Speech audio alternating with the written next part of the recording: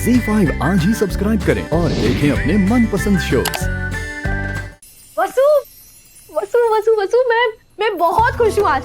मासा और मेघा के बीच में सारी टेंशन खत्म हो गई। मुझे बहुत खुशी हो रही है। अच्छे लोगों के साथ हमेशा अच्छा ही होगा दिव्या मैडम। अच्छा, तो फिर आज इस खुशी के मौके पे क्या बन रहा है? वो बहुत दिनों से मैंने मूंग दाल का हलवा नहीं बनाया था, सोचा वही बना दूं। अरे वाह, तुम तो घर में खुशखबरी आने से पहले ही मीठा बनाने लगी। खुशखबरी मतलब हुकुम और मेघा मैडम के बीच सब ठीक हो गया, ये ना?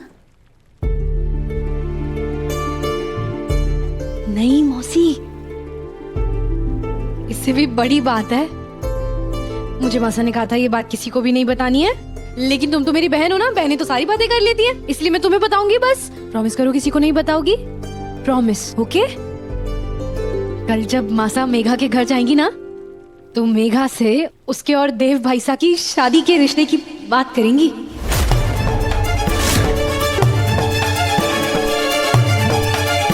और मुझे पूरा यकीन है मेघा तो हाँ ही कहेगी ना, तो बात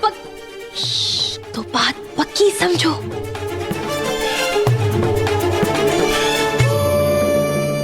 वसु, कितनी सिंपल हो तुम।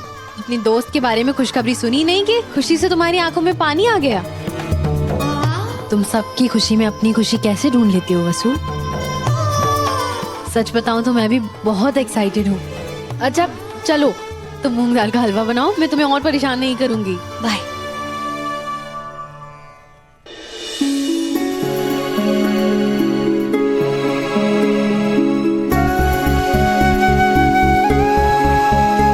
वसु,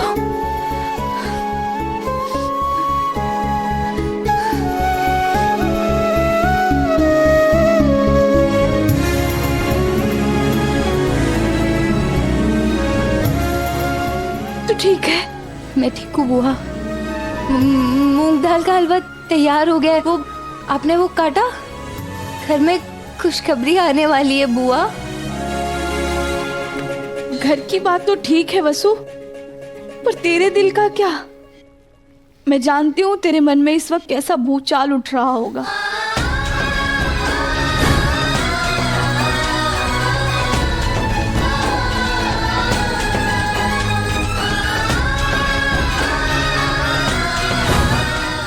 वो मन का क्या है? मन तो ब्रह्म में भी जी ले रहे, लेकिन जिंदगी तो सच्चाई का आईना दिखाई देवे है ना, तो होना ही था।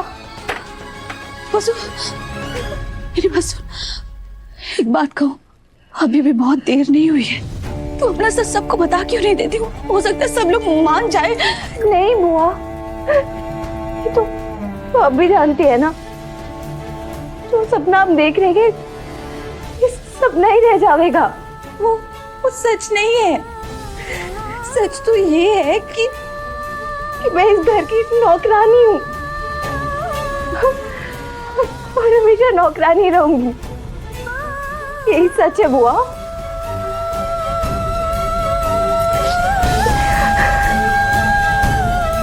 बुआ, क्योंकि भाई को चुप करा रहे हो, कुछ रोए जा रहे हो। मैं ठीक हूँ बुआ। वसु, तू सच में ठीक है ना लाडो?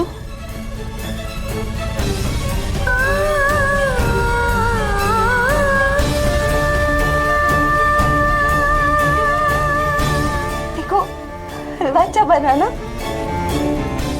अच्छी खुशबू आ रही है।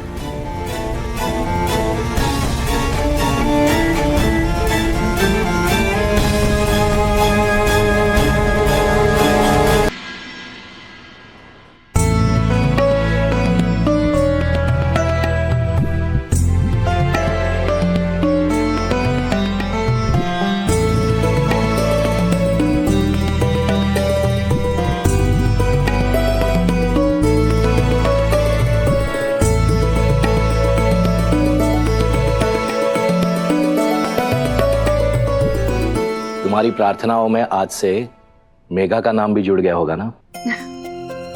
साहब, हमेशा की तरह हमसे पहले हमारा मन पढ़ लेते हैं आप। देव के लिए लड़की ढूंढने का स्ट्रेस शायद उसके पैदा होते ही तुम्हें शुरू हो गया था, और करिश्मा के हादसे के बाद तो तुम और भी परेशान होने लगी थी। और देखो, देवी माँ की कृपा से सब ठीक हो गया और तुम्हें फाइनली लड़की पसंद भी आ गई। और क्यों ना आती भाई, इतनी कड़क परीक्षा जो ली तुमने, और हर परीक्षाओं में अव्वल नंबर में पास होकर उसने तुम्हारे दिल में बहू की जगह बना ही ली। लेकिन साहब, मन से हमारा डर जा ही नहीं रहा है। कहीं हमारा फैसला गलत हुआ तो? देव को कितना भरोसा है अपनी मासा पर। साहब, हमें अपने बेटे की कसौटी पर खरा उतरना है। बताइए ना साहब, क्या आपको भी लगता है कि मेघा ही वो सुरक्षा कवच है जिसके बारे में गुरुजी हमेशा कहते रहे हैं? चंदा, मेघा के वहां जाने से पहले तुम गुरुजी से बात क्यों नहीं कर लेती? शायद तुम्हारी मन को तसल्ली हो जाए। हाँ,